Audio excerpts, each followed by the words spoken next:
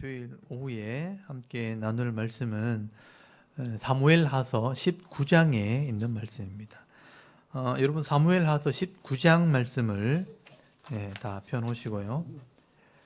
사무엘하서 9장 말씀을 우리 함께 나누도록 하겠습니다. 사무엘하서 19장 말씀도 다윗이 범죄한 이후에 압살롬의 반역을 당하게 되었고 나중에 이제 왕궁을 다시 한번 되찾게 되는 그런 회복에 대한 이야기가 기록이 되어 있습니다. 여러분 다윗이 범죄하기 전에는 공의를 행했고 정의를 행했다라고 성경이 기록을 합니다. 공의, 정의, 하나님의 율법대로 나라를 다스리게 될 때 하나님이 다윗의 나라를 도와주셨어요. 그래서 다윗 주위에 있는 그런 악한 나라들이 있었지만 하나님이 그들을 다 이기게 하셨습니다. 그들을 치게 하셨고 그들을 점령을 하고 수비대를 두고 조공을 바치게 하고 그들을 지배했습니다. 하나님을 찬송하게 만들었다는 거죠. 근데 다윗이 범죄한 이후에 하나씩 이제 문제가 생기기 시작합니다. 그 후에 이 일이 있으니라. 음욕을 이기지 못하고 음란을 행하고 그걸 숨기기 위해서 살인을 하다가 하나님 앞에 범죄하게 되어질 때에 회개를 했지만 결국은 그 죄의 열매들이 다윗의 가정을 괴롭히기 시작합니다. 그래서 자기 부인이 후궁들이 부끄러움을 당하게 되어지고 또 자기 아들에게 반역을 당해서 왕궁을 잃어버리고 쫓겨나게 되어지고 또 부하 간에 또 자녀들 간에 다툼과 갈라지고 나누어지는 그런 일들이 일어나게 된 거죠. 그래서 지난주에 이렇게 쫓겨나면서도 하나님께 기도하면서 다윗이 쫓겨가게 되었을 때 다윗은 예루살렘을 버리고 마하나임까지 도망을 가게 됩니다. 그래서 제가 지도를 이렇게 해놓은 거는 여기 예루살렘이 여기 있는데요. 예루살렘에서 반역을 당하죠. 헤브론으로 갔던 압살롬이 군대를 이끌고 오는 바람에 그 소문을 듣고 이 감람산을 넘어서 요단강을 건너서 도망을 가게 됩니다. 감람산을 넘어서 요단강을 건너서 나중에 마하나임까지 도망을 가게 되죠. 요단강 건너편 이방 땅까지 도망을 갑니다. 여기서 다시 훗세를 통해서 시간을 벌게 되죠. 아히멜렉이라는 그런 모략가 반역을 했던 사람은 나중에 하나님이 그를 도와주지 않게 되니까 결국은 자살하게 되는 일이 벌어지게 됩니다. 그래서 훗세를 통해서 하나님이 지혜를 주어서 시간을 벌어주게 됩니다. 군대를 준비해서 가야 됩니다. 다윗은 유능한 장군이라 새끼 빼앗긴 암곰처럼 환하였을 텐데 우리가 처음 잘못 갔다가 패하게 되어지면 백성들이 마음이 돌아서게 될 겁니다. 훗세가 그런 지혜를 얘기했거든요. 그래서 훗세의 말을 따라서 백성이 압살롬이 군대를 준비하는 동안 다윗은 다시 군대를 정비하게 되어지는 일을 하게 되어지는 겁니다.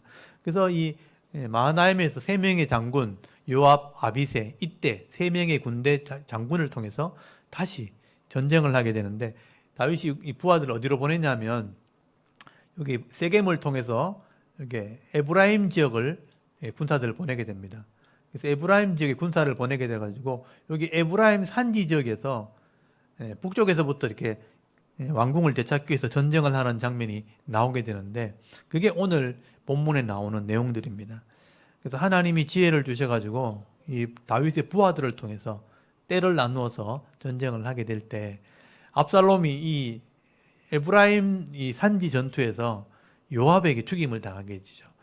그래서 부하들이 압살롬이 상수리 나무에 머리가 걸렸다 보고를 받게 되었을 때 왕이 죽이지 말라 했으니까 안 죽이니까 이 요압이 개인적인 복수를 하게 되죠. 그래서 이 전투에서 나중에 압살롬이 죽임을 당하게 됩니다. 여기 한번 찍어주시죠. 여기 상수리 나무가 이렇게 생겼거든요. 이 상수리 나무에 나귀를 타고 지나가다가 머리가 걸렸다고 되어 있어요. 머리카락이 걸리는 바람에 빠져나오지를 못합니다. 그래서 요압이 창으로 심장을 찔러서 죽이는 일을 하게 되는 겁니다. 그래서 요압이 압살롬이죠. 압살롬이 죽임을 당하게 되니까 압살롬이 이제 반역자가 죽었으니까 군대는 흩어지게 되고 그리고 왕궁은 다시 다윗이 되찾게 되는 일이 벌어지게 된 겁니다. 근데 이제 문제는 이거예요. 이제 마하나임에서부터 다윗이 돌아와야 되는데 지금 왕궁은 되찾았는데 지금 명분이 있어야 되는 거예요. 지금 반역을 했기 때문에 백성의 무리가 둘로 나눠져 있는 거예요. 그래서 여러분 상상을 한번 해보십시오.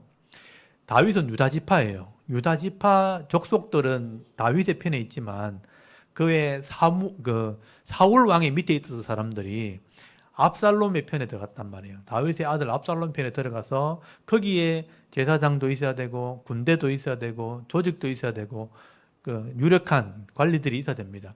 그쪽의 사람들이 다 이제 압살롬에게 넘어갔단 말이에요. 그게 이스라엘이란 이름으로 사용이 됩니다. 그래서 다윗은 남쪽 유다 장로, 유다의 어른들, 그리고 이 사울의 집안에 있던 사람이 압살롬에게 넘어간 사람들을 이스라엘 사람들 이렇게 나눠진 거예요. 이 단어가 구분이 됩니다.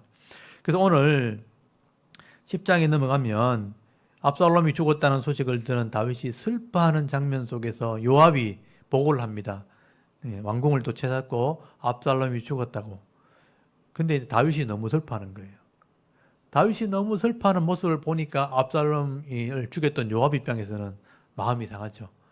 왕궁을 군사들이 목숨 걸고 싸워가지고 되찾아줬는데 기뻐하거나 또 격려하거나 축하해 주는 게 아니고 아들 죽었다고 막 나오지도 않고 슬퍼하고 울고 이렇게 쓰러져 있는 다윗을 보니까 요압이 화가 난 거죠.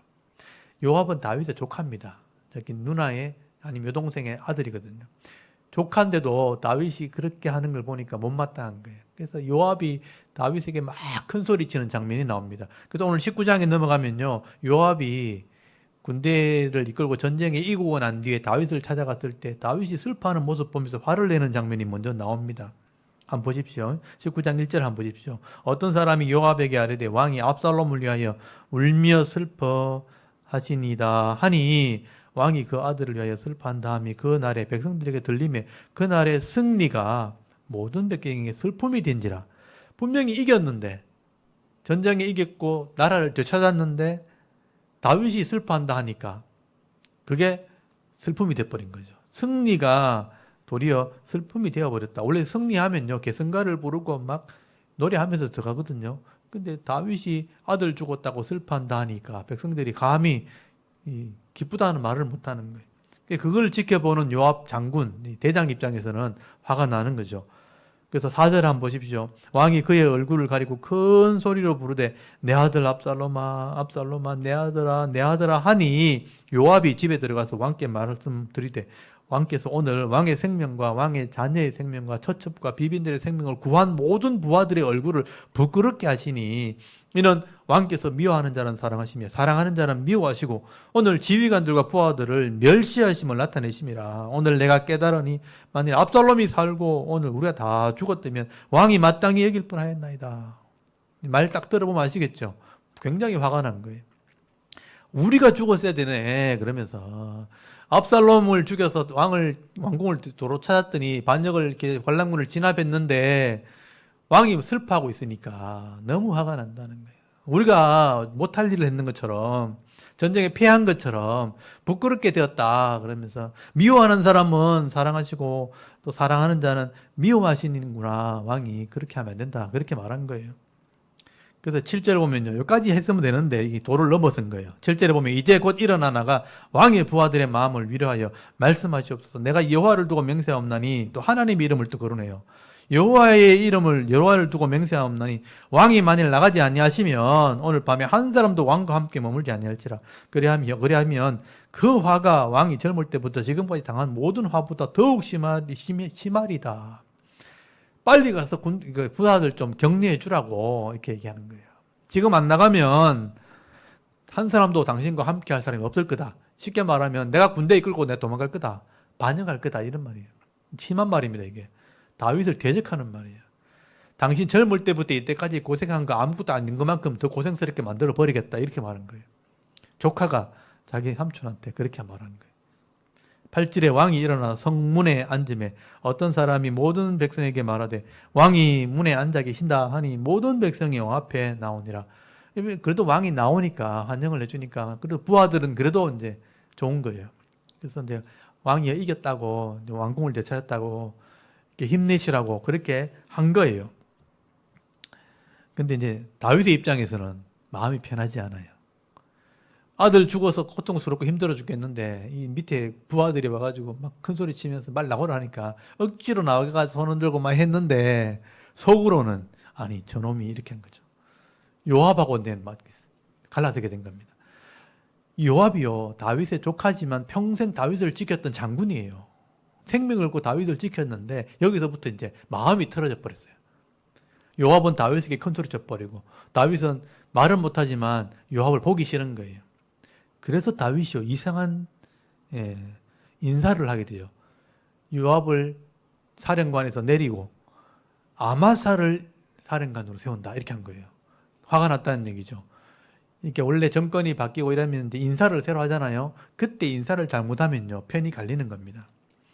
그때 아마사가 바로 요압의 사촌. 그러니까 사촌끼리 서로 경쟁하게 만들어 버리는 거예요. 아마사를 장군으로 삼는 그런 실수를 하는 장면이 오늘 나오게 됩니다. 한번 보십시오. 거기 9절에 보십시오. 이스라엘 모든 지파 백성이 번론하여 여기 보면 이스라엘 모든 지파 백성 그 이스라엘이라는 말이 들어갔잖아요. 여기 압살롬을 따라갔던 사람들. 그러니까 다윗을 반역했던 백성들이에요. 그러니까 이스라엘 모든 지파 백성이 서로 막 말싸움을 변론을 하는데 뭐라고 하냐면 왕이 우리를 원수의 손에서 구원하여 내셨고 또 우리를 블레셋 사람의 손에서 구원하셨으나 이제 압살롬을 피하여 그 땅에서 나가셨고 우리가 기름을 부어 우리를 다스리게 한 압살롬은 싸움에서 죽었거늘. 여기 보세요. 우리가 압살롬에게 기름을 부어서 압살롬을 다스리겠다. 이 말은 압살롬 편에 들어갔던 사람인 거예요. 근데 압살롬이 지금 죽어버렸다는 거예요. 그럼 어떻게 해요? 다윗의 적이 돼버렸잖아요. 빨리 다윗에게 가야 된다. 이게 서로 말싸움을 한 거죠. 이제 너희가 어찌하여 왕을 도로 모셔오는 일에 잠잠하고 있느냐 하니라. 지금 정치하는 사람들은요, 줄을 빨리 서야 되거든요. 압살롬 따라갔다가 죽어버렸어요.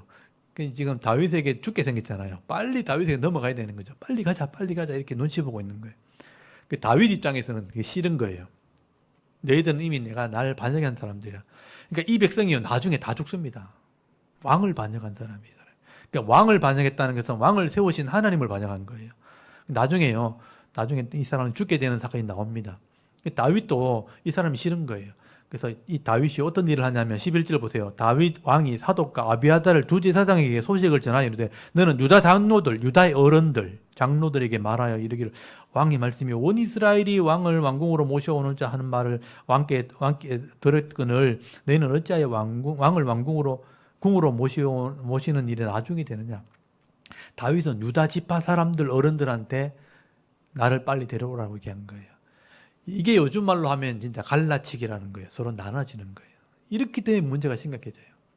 저 사람들은 이미 반역한 사람들이기 때문에 저 사람들이 충성하지 않을 거 내가 안다는 거예요. 그러니까 빨리 유다 장로들을 데리고 와라. 내가 그 사람들과 함께 왕궁으로 돌아가고 싶다. 그렇게 한 거예요. 그리고 나서 거기 12절 보세요. 너희는 내 형제여 내 골육이거늘 이란 말 쓰죠. 너는 우리 집안 사람 아니냐 이렇게 한 거예요. 여러분 이것 때문에 다 사람이 너는 우리 집 사람, 내 후배, 내 혈연, 내 지연, 내 학교 후배 이렇게 되니까 이제 진짜 실력이나 능력을 보는 게 아니고 관계를 따져서 이렇게 인사를 하게 되면요 문제가 되는데 다윗이 지금 이렇게 하고 있는 거죠. 이게 이제 다윗이 범죄한 이후에 타락하는 모습이에요. 변질되는 모습이죠. 공의가 아니고 법대로가 아니고 또 정의가 아니고 내 가족, 내 친족, 내 권력이다 이렇게 하는 거죠. 그리고 13절에 아마사를 데리고 와가지고 내 권력이 아니냐 너는 내 권력이 아니냐 자기 사촌이죠. 아마사도 또 다른 여동생의 아들입니다. 그러니까 요압과 아비새 이 두 형제는 다른 여동생의 아들이고요. 아마사는 다른 여동생의 아들인 거예요. 그러니까 둘이는 서로 사촌이죠. 근데 경쟁을 하겠죠. 아마사를 불러가지고 네가 내 독하니까 네가 요압을 이어서 항상 내 앞에 지휘관이 되지 아니하면 하나님이 내게 벌을 위해 벌을 내리시길 바라노라 하셨다 하라. 인사를 하는데 아마샤를 데리고 와서 요압 장군의 자리에 앉게 하겠다 이렇게 한 거예요. 그러니까 요압 입장에서는 기분 나쁜 거예요. 다윗은 요압이 보기 싫은 거예요. 근데 이렇게 해서 문제가 되기 시작하는 거죠. 다윗의 부하들 간에 이런 나눔이 생기게 됩니다. 그리고 14절 모든 유다 사람들의 마음을 하나같이 기울게 하며 그들이 왕께 전가를 보내요. 이르되 당신께서는 모든 부하들과 더불어 돌아오소서. 이게 모든 유다 사람들하고 이스라엘 사람들하고 나눠진 거예요. 이게 두 부류가 생긴 겁니다. 그래서 15절에 보면 왕이 돌아와 요단의 이름에 유다 족속이 왕을 맞아 요단을 건너가게 하려고 길갈로 오니라. 그러니까 다윗이 사람을 보내가지고 내가 돌아와야 되는데 보세요. 이 지도를 보면요. 마하나임에서 돌아오면 요단강을 건너야 돼요. 요단강을 건너야 되는데 여기 요단강을 건너기 위해서 나루턱에 딱 와 있어요. 근데 여기서 예루살렘에서 사람이 와야 되는데 이쪽에 베델, 라마, 세겜, 이 에브라임 지방 이쪽에 있는 사울 사람들이 먼저 막 오는 거예요. 길갈이라는 곳에 막 오는 거예요. 누가 먼저 다윗을 맞으러 갈까 막 이렇게 한 거예요. 그렇게 서로 막 오려고 하는 겁니다. 그래서 15절에 왕이 돌아와 요단의 이름에 요단강 나루턱에 딱 오니까 유다 족속이 왕을 맞아 요단을 건너가게 하려고 길갈로 오는데 에브라임 사람이 먼저 막 달려가는 거예요. 서로 막 달려가서 다윗을 만나려고 먼저 모셔오려고 막 요단강에서 만나는 장면이 나옵니다. 그래서 16절을 보시면요. 바후림에 있는 베냐민 사람 게라들 시므이가 제일 먼저 쫓아왔어요. 여러분 시므이 기억납니까? 다윗이 반역 땅에 도망갈 때 돌 던지면서 막 욕했잖아요. 이 비루한 자여, 피 흘린 자여, 가라, 꺼져라 그러면서 막 다윗을 욕했던 사람이 이 시므이예요. 근데 죽을 줄 알고 욕했는데 살아와 버린 거예요. 이 시므이가 큰일 났어요. 압살롬이 왕이 될 줄 알았는데, 왕이 되면 자기도 한 자리 할 줄 알았는데, 압살롬이 죽어버렸어요. 다윗이 돌아왔다네요. 빨리 엎드려야 되는 거예요. 이 사람들, 이 정치한 사람들 머리가 좋아요. 17절에 보면요. 베냐민 사람 1000명을 데리고 왔어요. 여러분, 1000명이나 데리고 다윗을 찾아가요. 왜 혼자 가도 되는데 1000명을 데려왔을까요? 자기가 그만큼 힘이 있다, 세력이 있다는 걸 보여주고 싶었던 거예요. 나를 함부로 하면 안 됩니다. 이런 말인데 가서는 엎드리는 거죠. 엎드리면서 죽을 죄를 졌습니다. 그러면서 하는데 내 건드리면 안 됩니다 하고 뒤에 1000명 데리고 간 거예요. 이게 정치라는 거예요, 사람들. 정치하는 사람들이 원래 그래요. 권력 있고 힘 있고 이런 사람들은요, 자기가 이제 대단한 사람인 것처럼 포장을 하죠. 그래서 이 사람이 1000명을 데려가서 엎드리게 됩니다. 거기 17절에 베냐민 사람 1000명이 그와 함께 하고 사울 집안의 종 시바도 그의 아들 15명과 종 20명과 더불어 그와 함께하여 요단강을 밟고 건너 왕 앞으로 나온다. 이런 사람이 제일 먼저 나가는 거예요. 사실 시므이 나중에 죽습니다. 이 사람. 솔로몬 때 가면 죽어요. 근데 이제 살 길을 찾아서 간 것이죠. 그러니까 부하들이 보니까 참 한심하죠. 거기 21절을 한번 보세요. 수르의 아들 아비새가요, 대답하는데 시므이가 여호와의 이름 기름 부은 자를 저주하였으니 그런 말미암아 죽어야 마땅하지 아니하니까. 군인들 입장에서는요, 막 단순하죠. 아니 저 나쁜 사람들을 그냥 와서 엎드린다고 살려두면 됩니까? 죽여야지요. 후환이 없으려면 죽여야 됩니다. 이 아비새 입장에서는 요압의 동생이 아비새거든요. 장군이에요, 이 사람이. 죽입시다 하니까 다윗은 안 그래도 화가 나 있는데, 요압이나 아비새가 자기 마음대로 안 하는 걸 화가 나 있는데 이런 말을 하니까 다윗도 화를 내요. 22절에 다윗이 이르되 수루야의 아들들아, 이게 요압과 아비새를 보고 하는 말이에요. 수루야에게 자기 여동생 아들들아, 내가 너희와 무슨 상관이 있기에 너희가 오늘 나의 원수가 되느냐. 굉장히 심한 말이죠. 입 다물어라 이 말이죠. 니하고 내하고 무슨 상관인데 네가 그런 말 하는 나한테 인연을 끊자, 이런 말입니다. 굉장히 심한 말이에요. 다윗이 굉장히 화가 난 거예요. 오늘 어찌하여 이스라엘 가운데 사람을 죽이겠느냐. 내가 오늘 이스라엘 왕이 된 것을 내가 알지 못하리요 하고 왕이 시므에게 이르되 네가 죽지 아니하리라 하고 그에게 맹세하니라. 지금은 내가 안 죽인다. 나중에 죽게 됩니다. 다윗이 죽기 전에 이 시므이를 그냥 두면 안 된다고 솔로몬에게 유언을 해요. 그만큼 이 사람이 악한 사람이죠. 근데 지금은 내가 죽이지 않는다. 그리고 24절 한번 보세요. 머비보셋이 찾아옵니다. 이 머비보셋이 요나단의 아들인데 두 다리가 붉으잖아요. 그래서 이제 왕이 쫓겨간다는 얘기를 듣고 찾아오려고 그랬는데 그 시바라는 종이요, 이 사람 못 움직이니까 자기가 말 끌고 가가지고 떡하고 챙겨가지고 다윗에게 주면서 주인이 사울의 집안이 이제 자리를 차지하게 되면 내가 한 자리 하겠다 그렇게 말했다면서 거짓말까지 해가면서 이제 다윗에게 재산을 뺏어냈던 사람이 시바입니다. 거짓말로 그렇게 한 것이죠. 그래서 머비보셋이 이제 다윗이 돌아왔다 하니까 다윗을 찾아간 거예요. 그러니까 다윗의 입장에 이미 마음이 상해 있었죠. 내가 쫓겨갈 때는 왜 안 오고 돌아왔다 하니까 왜 오느냐 이 말이죠. 다윗이 오해를 한 겁니다. 그래서 이제 24절에 보면 사울의 손자 머비보셋이 내려와 왕을 맞이하니 그는 왕이 떠난 날부터 평안히 돌아오는 날까지 그 발에 맵시를 내지 아니하며 그의 수염을 깎지 아니하고 옷을 빨지 아니하였더라. 마치 상을 당한 사람처럼 다윗이 돌아올 때까지 기다렸다는 거예요. 본인 입장에서는 다리가 이렇게 붉으니까 움직일 수 없으니 갈 수는 없고 어떻게 할 수 없으니까 이제 다윗이 돌아올 때까지 이렇게 상을 당한 사람처럼 수염도 안 깎고 기다리고 있었다는 거예요. 그래서 25절에 예루살렘에서 와서 왕을 맞이할 때 왕이 그에게 물어 이르되 머비보셋이여 네가 어찌하여 나와 함께 가지 아니하였느냐, 내가 어려움 당할 때 왜 안 왔느냐 이렇게 물어본 거예요. 혹시나 싶어서. 그때 나는 가고 싶었는데 시바가 나를 속이고 그렇게 했다는 거예요. 그걸 얘기를 합니다. 근데 다윗이 그 말을 곧게 받아들이지 않아요. 이미 다윗도 많이 이제 타락해 있는 거죠. 받아들이지 않습니다.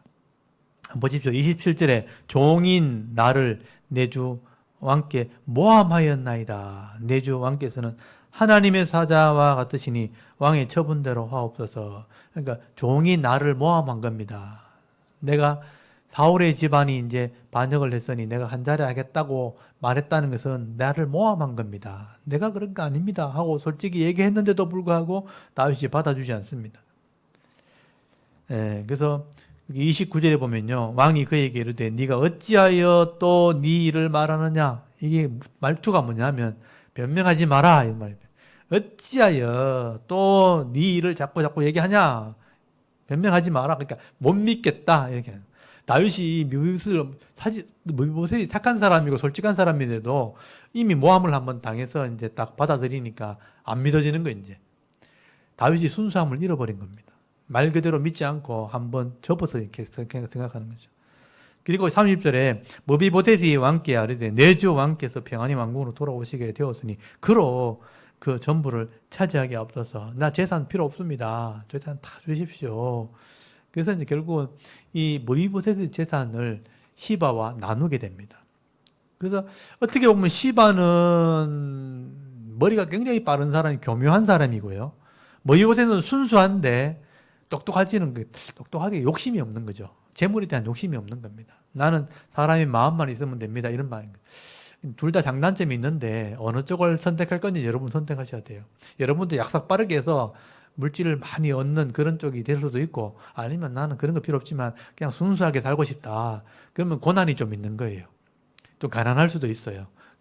그것도 감내한다면 그렇게 사시면 돼요. 그렇지만 내가 돈도 좀 필요하고 지위도 좀 있고 이게 필요하다면 조금 지혜롭게 해야 됩니다. 지혜롭게 하면서 순수함도 잃어버리지 않는, 예수님 말대로 하면 뱀처럼 지혜롭게 비둘기처럼 순결하게 둘 다 있어야 됩니다. 제 경험상 순수하게만 하면 좀 고난을 당합니다. 너무 똑똑하기만 하고 신앙이 없으면 나중에 다 잃어버릴 수 있습니다. 둘 중에 하나를 잘 선택하셔야 됩니다. 시바 같은 경우는 둘 다 잘 선택하려고 했던 사람이고 머비보셋은 순수한 쪽을 선택한 사람입니다. 그리고 31절에 바르실레, 이 사람은 다윗의 어려움을 돕기 위해서 양식을 챙겨왔던 사람이죠. 근데 32절에 보면 그 나이가 80세라고 돼요. 80세. 80세니까 나이가 꽤 많이 들었죠. 지금도 80세면 노인입니다. 근데 그 당시에 80세는요, 거의 죽을 때가 다 된 거예요. 굉장히 상노인인 거예요. 그래서 다윗이 생할 때는 그런 노인이 자기를 도와주었으니까 얼마나 감사해요. 자기가 어려움 당할 때 양식을 챙겨주고 대학까지 침상까지 들고 왔거든요. 이 사람이요. 너무너무 감사한 거예요. 감사해서 내가 왕궁으로 돌아가면 어른을 내가 대접하고 싶다. 왕궁에 같이 갑시다. 가면 내가 노년을 책임지겠습니다. 그러니까 바리실레가 거절을 합니다. 내가 이 나이에 왕궁에 가서 예쁜 여자 보고 뭐 맛있는 거 보면 그게 무슨 말이야. 내가 어떻게 알겠냐고. 내 노인이 어떻게 합니까? 나는 이미 늦었고 젊은 사람들을 좀 도와주십시오 하고 추천을 한 사람을 하게 되죠. 거기 37절에 보면요, 이 다윗에게 김함이라는 젊은이를 추천합니다. 아마 바르실레 밑에서 신앙생활을 하면서 일했던 종 같아요. 김함이라는 사람을 추천을 합니다. 이 사람을 좀 키워주십시오 하고 다윗에게 추천하게 되었고, 다윗은 이 김함을 데리고 왕궁으로 데리고 들어옵니다. 그래서 나중에 김함이요, 관직을 가지고서 일을 하게 되고요. 나중에 돈을 많이 벌어서 베들레헴에 가가지고 여관을 하나 차려요. 그래서 그걸 김함의 여관이라고 그러는 거예요. 예레미야서에 보면 나옵니다. 김함의 여관이라고 나옵니다. 그때 이제 다윗이 이스라엘이 멸망을 받고 바벨론에게 멸망을 받고 포로되어 갔을 때 우리 수요일 날 보면 애굽으로 나가려고 요하난이 애굽으로 데리고 가잖아요. 그때 김함의 여관 앞에 모였다 이렇게 돼 있어요. 그게 예레미야서에 나옵니다. 그 김함이라는 사람이 그래서 아마 이 바르실레 때문에 베들레헴에 정착을 하게 되었다 그렇게 알려져 있습니다. 그래서 그 베들레헴의 여관에서 나중에 이거는 이제 전설로 내려오는 건데 마리아 요셉이 거기서 예수님을 낳았다 하는 그런 얘기를 하게 되네요. 호적을 할 때 나사렛에 살다가 베들레헴이 고향이니까 잘 곳이 없어 여관에 들어갔잖아요. 여관에서 잠을 자면서 예수님이 태어났죠. 마옥관에서. 그 여관이 바로 김함의 여관이었다. 그렇게 이야기를 합니다. 그래서 김함이라는 사람이 유명하게 된 거예요. 그리고 40절에 보면요. 다윗이 이제 요단강을 건너옵니다. 왕이 길갈로 건너오고, 그러니까 요단강을 건너면 길갈이 나옵니다. 김함도 함께 건너왔다는 것은 김함도 왕궁에 갔다는 얘기죠. 온 유다 백성과 이스라엘 백성이 절반이나 왕과 함께 건너니라. 보세요. 온 유다 백성, 이스라엘 백성 둘로 나눠져 있죠. 유다 사람은 다윗 집안 사람, 이스라엘 사람은 압살롬 따라갔던 사람들. 서로 막 모셔오려고 하는 거예요. 그래서 41절 온 이스라엘 사람들이요 사람이 많죠. 왕께 나와 왕께 아뢰되 우리 형제 유다 사람들이 어찌 왕을 도둑질하여 왕과 왕의 집안과 왕을 따르는 모든 사람들을 인도하여 요단을 건너가게 하였나이까 하매 모든 유다 사람이 또 큰 소리를 칩니다. 이스라엘 사람들에게 대답하되 왕은 우리의 종친인 까닭이라 한 집안 사람이라 너희가 어찌 이 일에 대하여 분내느냐 우리가 왕의 것을 조금이라도 얻어먹었느냐 왕께서 우리에게 선물로 준 것이 있느냐. 이스라엘 사람이 또 말하죠. 유다 사람에게 대답하여되 우리는 왕에 대하여 열 몫을 가졌다고 돼. 열 몫, 열 지파가 있다는 거죠. 힘이 세다는 얘기입니다. 우리는 열 지파다 그러면서 이쪽에는 유다하고 베들레헴 두 지파밖에 없거든요. 우리는 열 지파다 열 몫을 가졌으니 다윗에게 대하여 너희보다 더욱 관계가 있거늘 내가 어찌 우리를 멸시하여 우리 왕을 모셔오는 일에 먼저 우리와 의논하지 아니하느냐 하나 유다 사람들의 말이 이스라엘 사람의 말보다 더 강경해졌더라. 근데 앞으로 이제 이런 정치가 더 힘들어지는 거예요. 지금 우리나라도 동쪽과 서쪽이 나눠져 있잖아요. 이 경계가 돼가지고 지역별로 나눠져 있고 또 경상도 사람, 전라도 사람 하면 항상 이렇게 나눠져 있고 서울 가도 전라도 사람이 서울에 가서 일하고 경상도 사람이 서울 가서 성공을 해도 그거 가도 그것도 또 나눠지는 거예요. 그 서울 경기 지역에 올라간 사람들이 이 촌에 있던 사람이 다 서울로 가가지고 자리를 잡았는데도 거기서 또 나눠져 있는 거예요. 그 서울 중심으로 해서 이렇게 지역별로 다 나눠져 가지고 서로 자기 편을 등용을 시키려고 그러고 자기 편을 또 일자를 주려고 그러고 자기 편을 또 한자를 주려 하니까 계속 서로 갈라치게 되는 이런 일이 생기는 거예요. 그러니까 이게 정치가 힘들어지잖아요. 다윗이 이제는 왕이 또 다시 돌아왔지만 이제 이런 두 개가 확실히 나눠졌기 때문에 그 어느 편에 설지가 굉장히 힘들어지는 거죠. 정치가 더 힘들어지는 상황이 벌어지게 되는 것입니다. 그 중에 이제 20장에 넘어가면 또 북쪽에 있는 사람이 반역을 일으킵니다. 또 반란을 일으켜가지고 이쪽 중앙에서 막 왔다 갔다 하고 둘이 나눠주고 이렇게 하니까 저 변방에 있는 사람들이 또 반란을 일으키는 거예요. 그 반란을 일으키는 것을 또 정리하기 위해서 군대를 또 보냅니다. 그런 일이 이제 20장에 벌어지는 거죠. 한번 보세요. 다윗의 나라가 정말 하나가 되었고 원래는 이렇게 사울의 집안 사람 나눠져 있다가 다윗 통일 왕국의 왕이 되었으면 전체가 말씀으로 하나 되어야 되는 거예요. 근데 이제 결정적으로 이제 다윗이 범죄한 이후에 이게 죄가 드러나면서 계속 나눠지는 일이 벌어지게 되는 겁니다. 그리고 제가 생각을 해보니까 결국 인간이 살아가는 한 온전히 하나 되는 것은 쉽지 않다는 거예요. 그래서 가족들이 이렇게 뭉치는 것은 어느 정도 가능하지만 서로 다른 가족들이 다른 성품을 가진 사람들이 다른 지역의 사람들이 모여가지고 하나 되는 건 정말 쉽지 않다. 그래서 완전히 하나 되려고 애쓰기보다는 어느 정도 선을 이렇게 지키면서 예의를 지키면서 도와가는 게 더 낫겠다. 그게 지혜롭다는 겁니다. 그래서 완전히 하나 되려고 막 계속 하다 보면 결국 상처를 받게 되는 거예요, 사람들이. 그래서 내가 다 주지도 말고 다 알려고 하지도 말고 어느 정도 선을 지키는 게 지혜로운 겁니다. 그게 인간관계에서 좋은 겁니다. 그래서 다윗이 이렇게 하나 되게 하려 할 때 결국은 나눠지게 되는 일들이 벌어지게 되는 거예요. 그래서 성경을 보면서 이걸 배우시면 돼요. 한 나라에 있는 이스라엘 사람들도 12지파가 하나였는데 결국은 다 나눠지게 되는 일이 벌어지게 되는 거예요. 그래서 우리가 이 땅을 살 때 말씀과 공의를 지키되 사람들 사이에서는 어느 정도 선을 잘 지켜야 됩니다. 선을 잘 지켜서 넘어가지 말아야 될 선을 넘어가면 안 돼요. 예의를 지켜야 되고 또 내 것과 다른 사람 것을 잘 구별해야 됩니다. 그걸 막 함부로 이렇게 하다가는 결국은 말은 하지 않지만 속으로 마음이 상하게 되면 나중에 문제가 생겼을 때 결정적으로 분열이 일어나게 됩니다. 그래서 그런 것들 다 볼 수 있는 눈이 필요한 거예요. 그래서 모든 사람들이 하나 되되 말씀 안에서 하나 되고 또 가정과 또 지역과 이런 것들 다 이렇게 배려하면서 그런 것들을 하나로 만들어 나가는 게 필요하다. 그래서 이제 교회 안에서 그런 부분들을 잘 해야 다툼이나 또 경쟁이나 시기나 다툼, 싸움들을 막을 수 있는 것이죠. 이 다윗을 보면서 그런 걸 잘 배울 수 있기를 바랍니다. 그래서 다윗은 한 나라의 왕이 되었지만 온전히 하나 되게 하는 것은 쉽지 않았다 하는 얘기를 하게 되는 거죠. 다윗이 이렇게 왕궁을 되찾는 일들 속에서도요, 여러 사람이 나오잖아요. 그러니까 부하들은 왕을 대들기도 하고 또 한쪽 사람들은 지혜롭게 자기 걸 챙기는 사람도 있고 또 어떤 사람은 순수하게 나는 믿음적으로 살아야지 이렇게 하는 사람도 있고 또 정권을 차지하기 위해서 서로 갈라져 가지고 우리는 열지파다, 우리는 왕의 친족이다 이러면서 뭐 자기 권력을 가지고 큰 소리 치는 사람도 있고 이런 사람들이 다 살아가는 겁니다. 이 속에서 다윗이 나중에 또 나라를 정리하는 일들을 하게 되는 것이죠. 그래서 다윗은 이런 일이 생겼을 때 자기가 할 수 없다는 걸 알게 돼요. 그러니까 하나님께 맡기면서 하나님이 이 땅을 다스리도록 기도하면서 마지막 정치를 하게 됩니다. 다윗이 남은 생애를 이제 앞으로 살아가게 되는 것은 뒷부분에 나오지만 이런 복잡한 나라 속에서 다윗이 정치했고 왕으로 사역을 했다. 영적으로는 예수 그리스도의 의미가 있지만 인간적으로는 똑같이 우리와 이런 고통 속에서 이런 문제를 하나 해결하면서 기도하면서 하나님을 믿는 믿음 안에서 이 부분을 이겨나갔다는 것을 여러분 배우시기 바랍니다.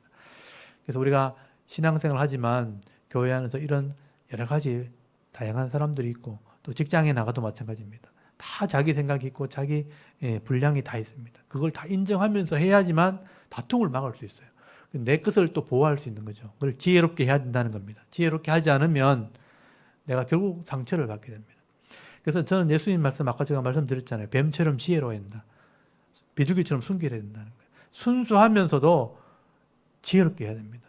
여러분 뱀이 왜 지혜로운가 하면 이 광야에서 뱀이 사람을 만나면요 색깔을 바꿉니다.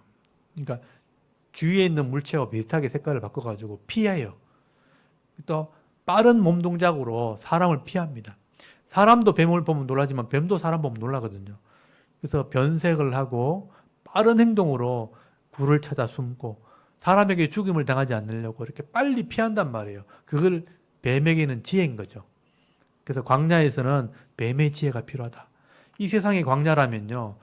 다 좋은 사람만 있는 게 아니잖아요. 악한 사람이 분명히 있거든요. 그런 악한 사람, 어려운 일을 만났을 때는요. 뱀처럼 지혜롭게 행동해야 되는 겁니다. 그래야 나를 보호할 수 있는 거죠. 그렇지만 순결함을 잃어버리면 안 되는 거예요. 믿음을 지키되 지혜롭게. 자기 백성들이 그렇게 살았으면 좋겠다 하고 예수님이 그렇게 말씀하셨던 겁니다. 왜냐하면 세상이 악하니까. 그래서 여러분 이런 믿음을 가지시고 다윗의 신앙을 보고 잘 배우시고 나는 이렇게 지혜롭게 또 믿음으로 잘 살아가고 있는지 한번 자신을 점검해보는 그런 시간 되기를 바랍니다. 오늘 이 사무엘하서 19장 다윗이 왕궁을 되찾는 사건 속에 여러 부류의 사람들을 보면서 여러분 기도 제목을 삼았으면 좋겠습니다. 오늘 19장 한번 낭독을 하면서 같이 한번 기도했으면 좋겠습니다.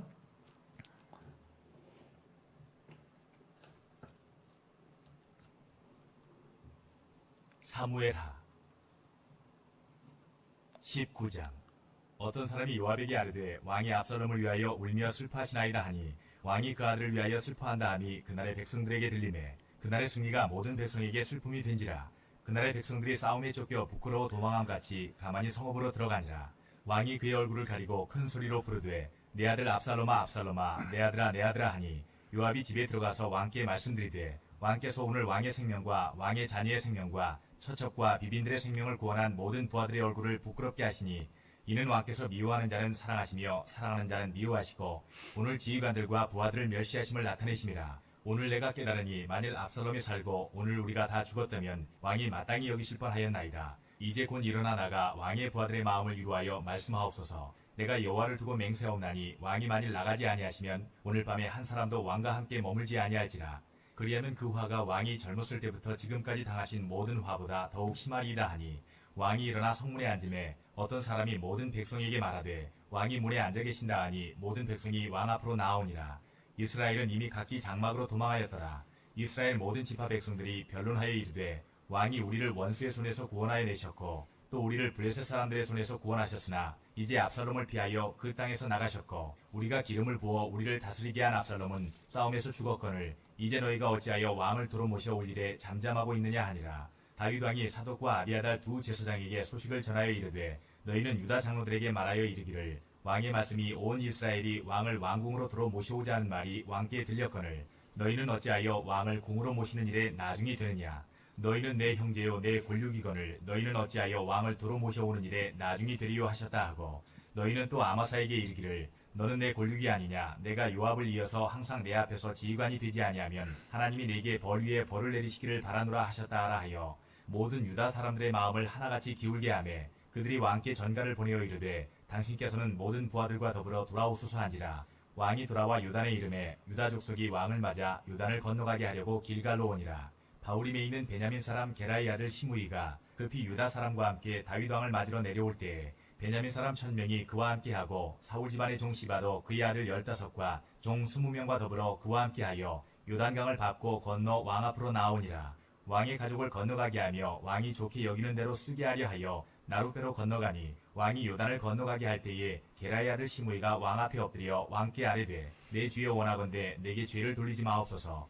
내 주 왕께서 예루살렘에서 나오시던 날에 종의 패역한 일을 기억하지 마시오며 왕의 마음에 두지 마옵소서. 왕의 종 내가 범죄한 줄 아옵기에 오늘 요셉에 온 족속 중 내가 먼저 내려와서 내 주 왕을 영접하나이다 하니 스루야의 아들 아비새가 대답하여 이르되 시므이가 여호와의 기름 부으신 자를 저주하였으니 그로 말미암아 죽어야 마땅하지 아니하니이까 하니라. 다윗이 이르되 스루야의 아들들아 내가 너희와 무슨 상관이 있기에 너희가 오늘 나의 원수가 되느냐. 오늘 어찌하여 이스라엘 가운데에서 사람을 죽이겠느냐. 내가 오늘 이스라엘의 왕이 된 것을 내가 알지 못하리요 하고 왕이 시므이에게 이르되 내가 죽지 아니하리라 하고 그에게 맹세하니라. 사울의 손자 무비보셋이 내려와 왕을 맞으니 그는 왕이 떠난 날부터 평안히 돌아오는 날까지 그의 발을 맵시 내지 아니하며 그의 수염을 깎지 아니하며 옷을 빨지 아니하였더라. 예루살렘에서 와서 왕을 맞을 때에 왕이 그에게 물어 이르되 무비보셋이여 내가 어찌하여 나와 함께 가지 아니하였더냐 하니 대답하되 내 주 왕이여 왕의 종인 나는 다리를 절므로 내 나귀의 안장을 지워 그 위에 타고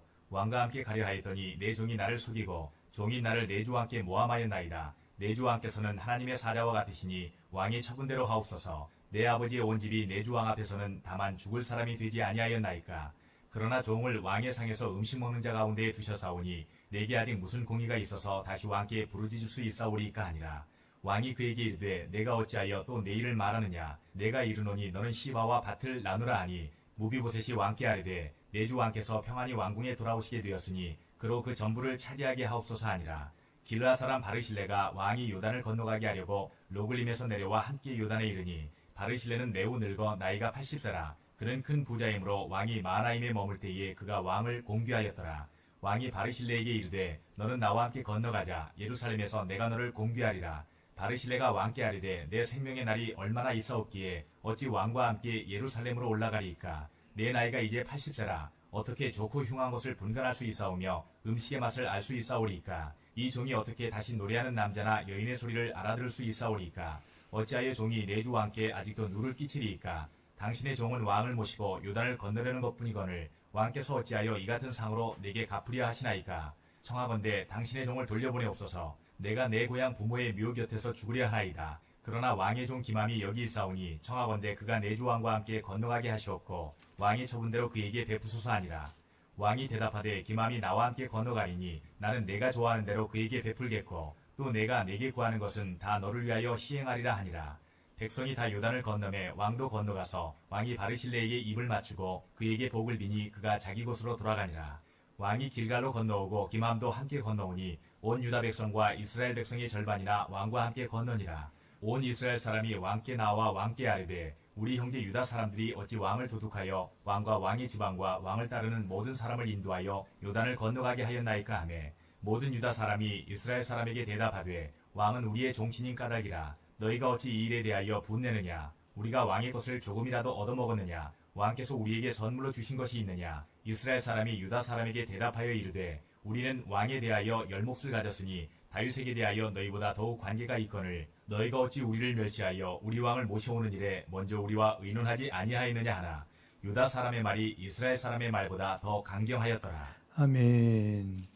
다윗이 이렇게 왕궁으로 돌아오는 일들 속에도 이렇게 복잡한 일들이 벌어지게 됩니다. 아부하는 사람도 있고 권력을 뺏으려고 하는 사람도 있고 또 순수하게 믿음을 가지고 살아가려는 사람도 있고 바리실레 같은 이런 노인인데도 부자이고 선을 베푸는 사람도 있고 여러분은 어떤 부류의 사람인지 모르지만 그런 삶 속에서 선을 지키면서 또 하나님을 누리는 사람이 돼야 되는 거죠.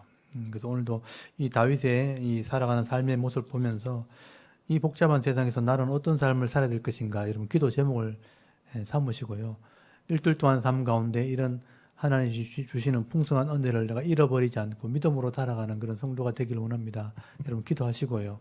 내가 부자는 아니지만 성실하게 살아갈 때 내게 주신 것을 나누고 섬길 수 있을 만큼의 은혜가 있도록 여러분 기도하시길 바랍니다.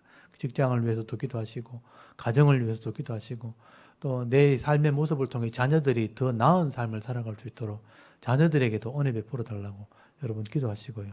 또 이런 사람들이 모여서 함께 예배드리는 교회도 더 풍성한 은혜가 있도록 잘못된 것은 고쳐지고 또 이렇게 모혼하고 잘못된 것 이렇게 성품이 온전하지 못한 것이 회복되어지는 그런 은혜들이 있도록 그래서 교회를 통해서 많은 사람들이 더 온전해지는 그런 복을 받아 누릴 수 있도록 이 대구 샤론 교회와 또 여러분이 섬기는 교회를 위해서 한번 기도하고 예배를 마쳤으면 좋겠습니다. 다 같이 하나님께 한번 기도드리겠습니다. 하나님 아버지 은혜를 감사합니다. 오늘도 주일 오후 시간에 성경 낭독 예배를 통해서